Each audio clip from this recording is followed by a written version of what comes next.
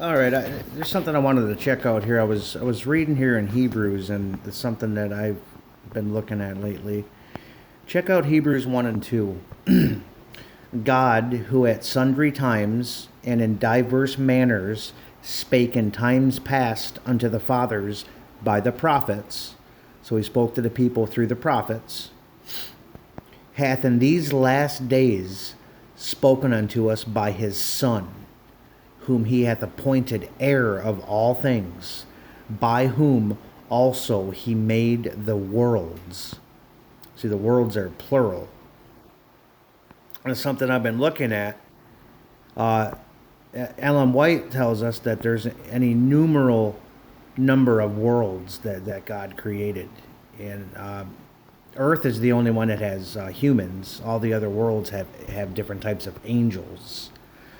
But it made me think of something that every world has a representative, a head to the world.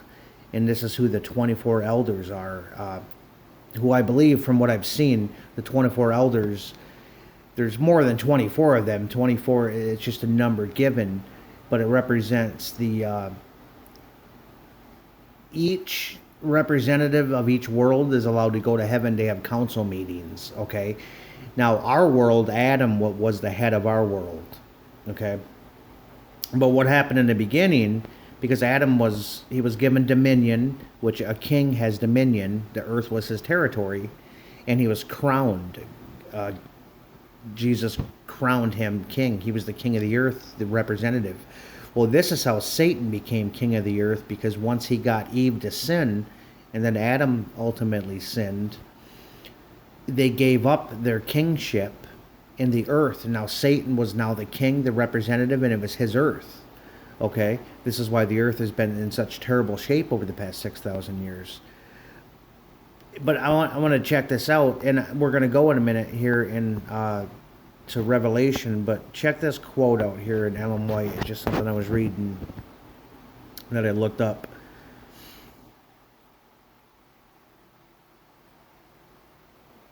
Okay, check this out. And this is from, where is this from? Hold on. Christian Education is the book. It says here, with every living creature from the mighty Leviathan that played among the waters to the insect mote that floats in the sunbeam, Adam was familiar. He had given to each its name, so Adam named all the animals, insects, fish, birds, cattle, everything, forest animals, and he was acquainted with the nature and habits of all. God's glory in the heavens, the innumerable worlds in their orderly revolutions, the balancings of the clouds, the mysteries of light and sound, of day and night, all were open to the study of our first parents. You guys catching that? Adam and Eve were open to explore and study all the worlds that are in the universe that have life, that all the angels live on all the different worlds. They were open to studying all that stuff. Obviously, once sin came in, it was closed and we were cut off. The earth was put under quarantine and we no longer had access to none of that stuff. But Adam and Eve did, you guys did. Can you believe that? They were the heads Adam was the head of this world. He was its representative, and he was the one that would be in the council meetings in heaven with all the other heads of the world, with Christ. But check this out. Let's go to let's look here, and just for a second, let's go to Revelation 5. It talks a lot about the elders here in Revelation, but you'll see here, and I beheld, lo, and in the midst of the throne and the four beasts, and in the midst of the elders stood a lamb as it had been slain. See, the elders are up there in heaven, and these elders are, from my understanding, they're the heads of all the worlds. Okay, now this is just from like I said, this is just from my understanding, from how I'm getting this. But if we go to Job, kind of give us a little sneak peek here behind the scenes of what's going on. If we go to Job chapter 1, And what verse are we looking at? Right here, verse 6.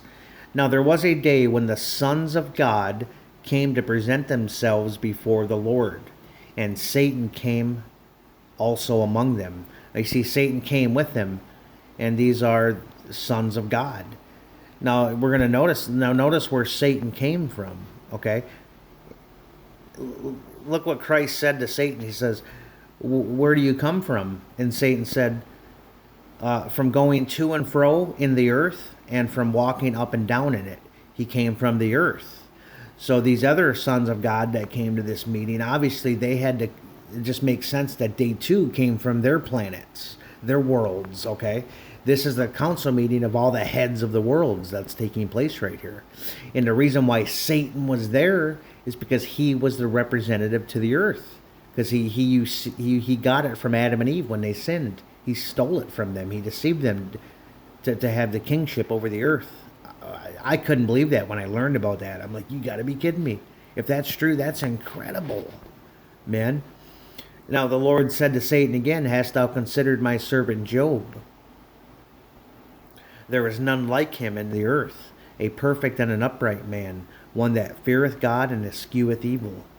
And Satan said, "Doth Job fear God for naught?" Does Job fear you for nothing? Basically is what he's saying. Satan's always accusing us up there. "Has not thou made a hedge about him, and about his house, and about all that he has on every side? Thou hast blessed the work of his hands, and his substance is increased in the land. But put forth thine hand now, and touch all that he has, and he will curse thee to thy face." And the Lord said unto Satan, "Behold, all that he hath is in thy power. Only upon himself put not forth thine hand." So Satan went forth from the presence of the Lord. So he was able to come and to persecute Job, but he wasn't able to kill him. Okay. So I just think that's just fascinating that this is the council meeting, and the only reason Satan came along with the other sons of God, this would be the other angel representatives of all the worlds. Okay, and Adam should have, if you look at it, Adam should have been in this meeting, but he couldn't be there because he sinned and gave over the crown to Satan. So Satan had the earth; he was the king. Now here's the best part: Christ legally bought back the crown for us at the cross. He lived that perfect life, and he overcame sin. He did what Adam failed to do. And there's a quote in Ellen White says that the two Adams are going to meet again. And you know what Christ does? He gives back the crown back to Adam. So Adam once again will be our representative. That's incredible that Jesus would do that.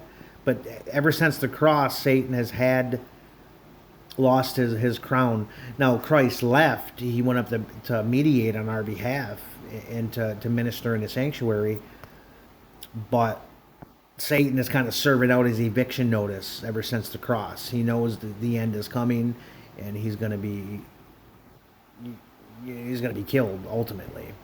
But I just thought that was incredible when I learned about that, about this council meetings that took place in heaven, that they were actually, it was the heads of the worlds. That's how I understand it from what I've been studying. So it's just phenomenal. So I just wanted to share that with you guys. So anyways, I'll see you guys soon.